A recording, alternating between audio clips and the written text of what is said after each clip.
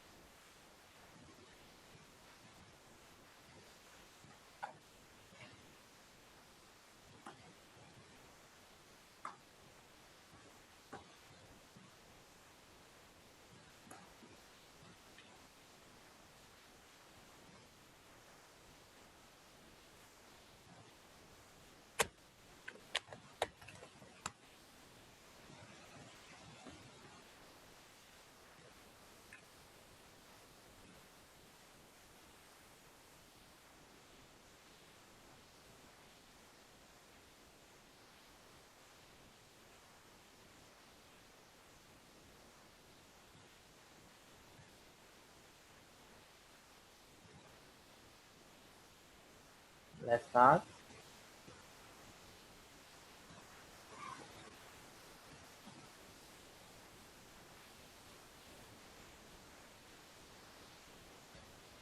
Yesterday we done the three classes of diuretics.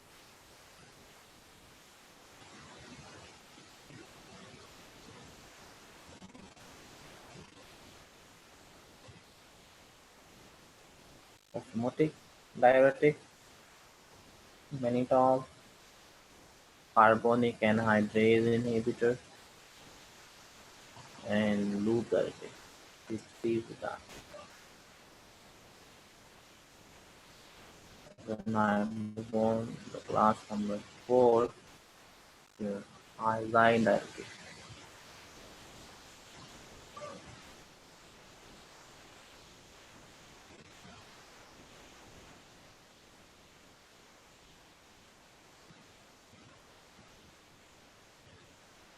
In thiazide diuretic,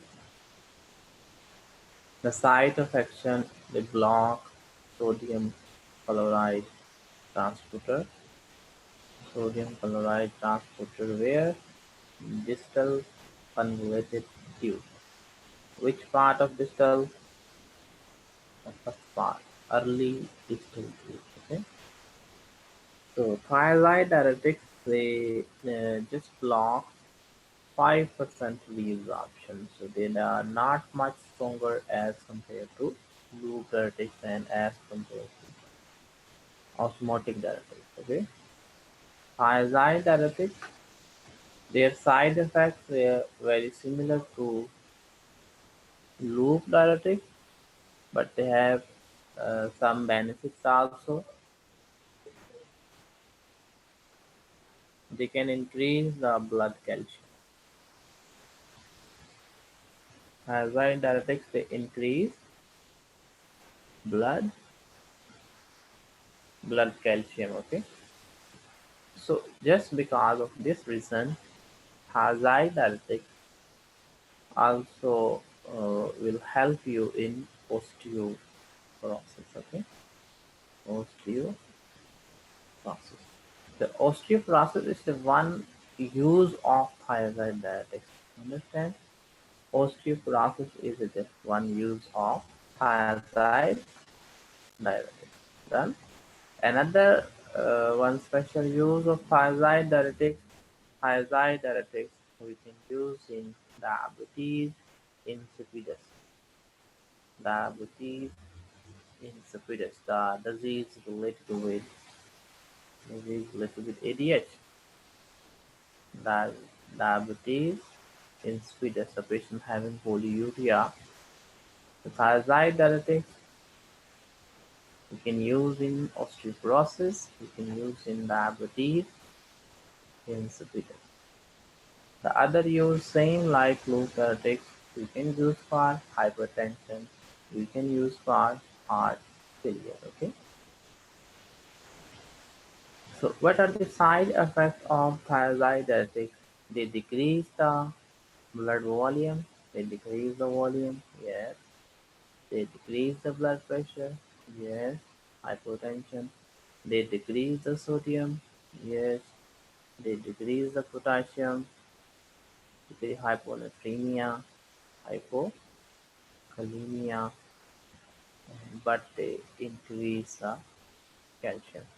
They also increase uric acid. Uric acid. They also causing same similar thing like loop diuretics. They also increase uric acid. So they increase calcium, increase uric acid. Understand? Another extra side effect, they also increase glucose. Hyperglycemia, they also increase glucose. Understand? So just because of this reason, you must take care in case of diabetes when you're using insulin. Thiazide diuretics. When they enter your blood, thiazide diuretics resist insulin. Resist insulin action. Understand? It work against insulin. Resist insulin. So not allow insulin to work properly. The same thing like growth hormone doing. Okay. Resist insulin, so they causing hyperglycemia. Hyperglycemia. They can cause hyperglycemia. The other side effects are the same thing like loop addicts because these are sulfur drugs. They can induce allergy or hypersensitivity. Okay, allergy or hypersensitivity. Understand about thiazide. Thiazide act on distal tube. Thiazide the uses of thiazide we can use for osteoporosis, we can use for diabetes insipidus. It's also one special use. Okay, the for diabetes insipidus for nephrogenic not central nephrogenic diabetes insipidus, thiazide we can use. And the hypertension, another use, the heart failure, another use. Okay, so these are the uses of thiazide diuretics. Thiazide diuretics they causing hypercalcemia. Hypercalcemia.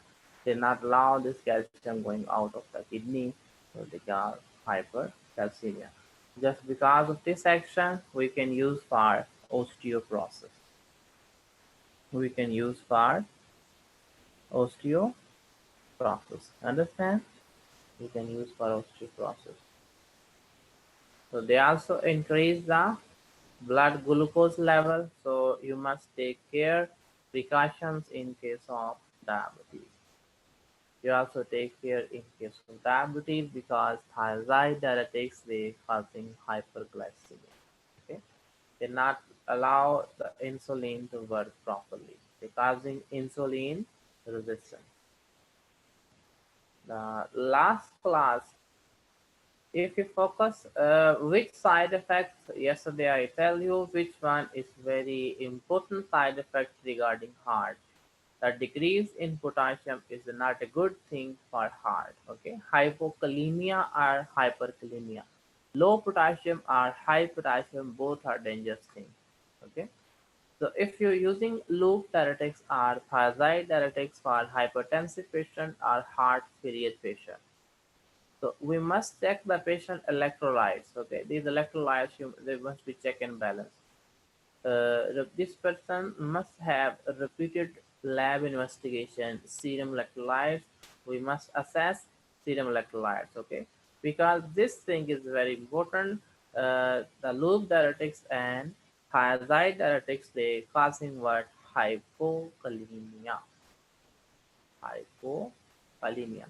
The side effect regarding potassium. Understand? So these side effects also interfere with heart conductive system. Done? What is the ECG finding of hypokalemia? The in ECG finding of hypokalemia, what happened with the QRS complex is also small, and the T wave also depressed, not much taller, small T wave. Okay, the more flat, you can draw like this, more flat T wave, like this, more flat T wave. In hyperkalemia, very tall P wave, okay, very tall P wave. But in hypokalemia, flat T wave Another wave is also appear in hypokalemia, and that's your U wave. Okay. One thing, the T wave become flat and appearance of U wave. So this finding of ECG, ECG finding in case of hypokalemia. So we must repeat serum electrolytes to stay focused on the potassium, okay, the level of the potassium. So when you have to use the patient ascites in case of ascites, in case of heart failure, in case of rheumatic disease, so we use loop diuretics and thiazide diuretics. Understand? We use loop diuretics and thiazide diuretics. But when the both they causing what? They causing hypokalemia, then we shift the patient to another class is also diuretics but saves potassium. So the we give the name to this group potassium sparing diuretics. Potassium sparing. Sparing means they save the potassium. They not let potassium go out. Okay. So they save the potassium. The potassium sparing diuretics. Potassium sparing diuretics. The other two classes, the loop diuretics and thiazide diuretics, they causing what? They decrease your potassium. Yeah. So their side effect related potassium hypokalemia. But these diuretics, the potassium sparing diuretics, they save potassium. They save potassium. So what happened with them? They save potassium. So if they not allow the potassium go out, they can increase the quantity of potassium. Hyperkalemia is a side effect of potassium sparing diuretics. Potassium sparing diuretics, they save the potassium. Understand? They not allow this potassium going out. How they working? What's the group name here? What are the name? The potassium sparing diuretic we having spironolactone. Spironolactone. Okay, spironolactone. Another apelrinone. Apelrinone. Apelrinone. Spironolactone, apelrinone, triametrine, triametrine,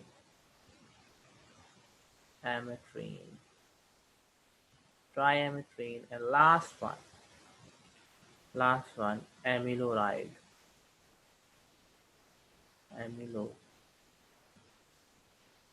amyloride. Spironolactone and apelrinone. These two drugs, spironolactone and apelrinone, they work on aldosterone receptor. Okay, they block aldosterone receptor. If you remember, what's the function of aldosterone? Aldosterone, the work on principal cell, yeah? Principal cell. Aldosterone receptor present on cell membrane? No, aldosterone receptor present inside the cytoplasm because it's steroid. So aldosterone receptor inside. This aldosterone enter to cells and the principal cells. What the function of aldosterone? Aldosterone increase potassium, sodium, potassium ATPase pump. Sodium, potassium ATPase pump. Sodium, potassium ATP pump. This ATP pump activity increases. Okay, this ATP pump is a normal function of aldosterone. So then the aldosterone on the lumen side doing what? The aldosterone on the lumen side take inside this sodium and take out this potassium. So this potassium is eliminated from the body. Potassium out and sodium in. Understand? This is the action of aldosterone. Aldosterone reabsorbs sodium and eliminate potassium. So if you use aldosterone receptor antagonist, number one, spironolactone and apelrinone. Okay, second, apelrinone. These two drugs they work on.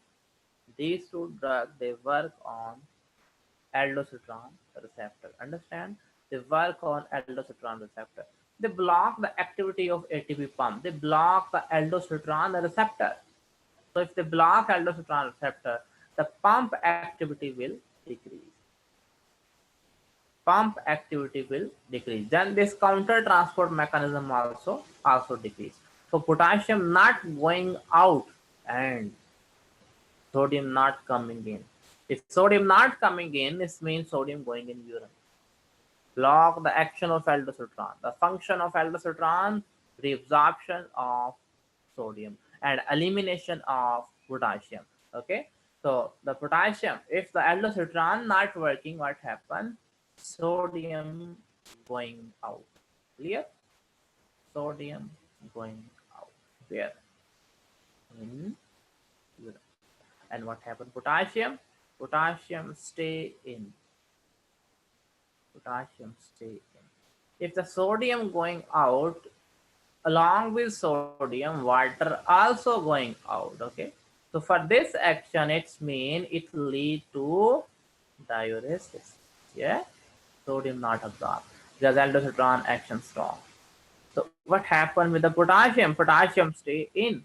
On one hand, so this drug causing diuresis. On other hand, saving your potassium. That's why we call this drug group potassium sparing diuretics. Clear? Potassium sparing.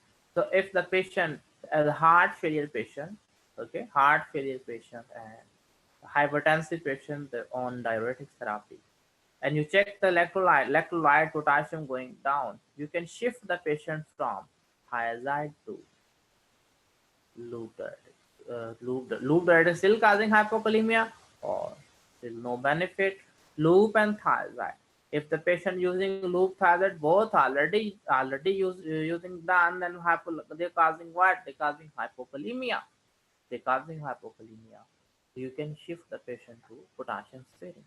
When the potassium sparing causing hyperkalemia, then you again shift back to this. This is the alternative procedure. Okay, so when you must check the patient's serum electrolyte because patient need diuretics. Okay, for heart failure patient need diuretics, for hypertension if patient need diuretics for long term use. If you're using thiazide and loop for long term, they like of course automatically electrolyte disturbance there, especially potassium, so they can cause hypokalemia. Then you shift patient on shift patient on potassium sparing diuretics, aldosterone antagonist. Okay, then shift on potassium sparing diuretics. So now the potassium sparing diuretics are causing what? They save the potassium, but the side effect hyperkalemia.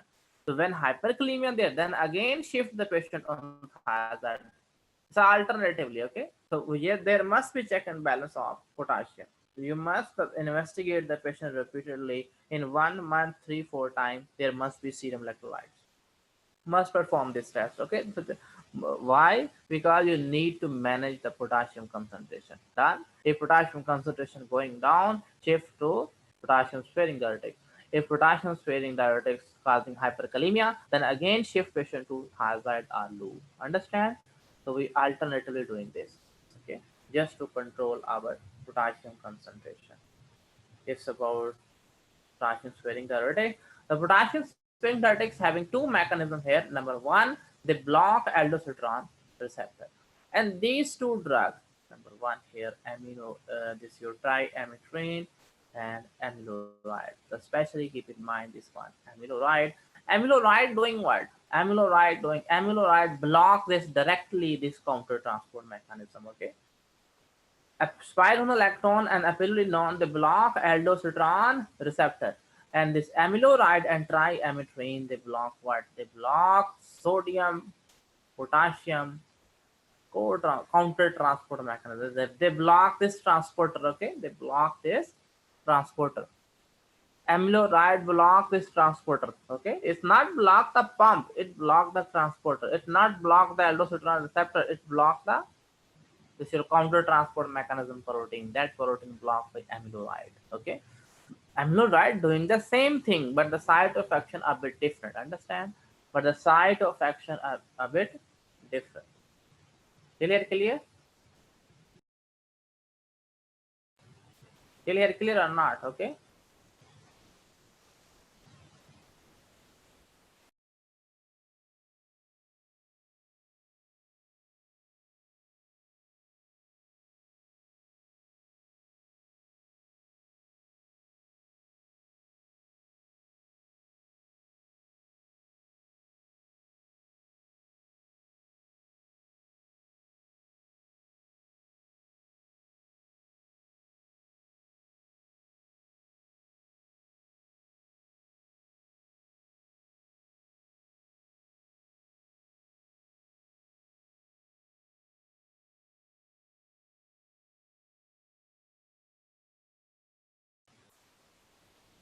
The potassium sparing diuretics done.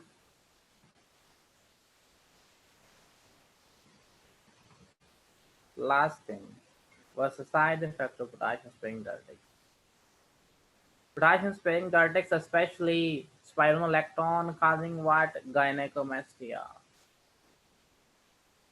Gynecomastia. One problem. Okay. The if aldosterone is not there, what happened? If you remember, we have another cell, intercalated cell. Yeah, intercalated cells. The intercalated cells, what they're doing? Intercalated cells, what they're doing?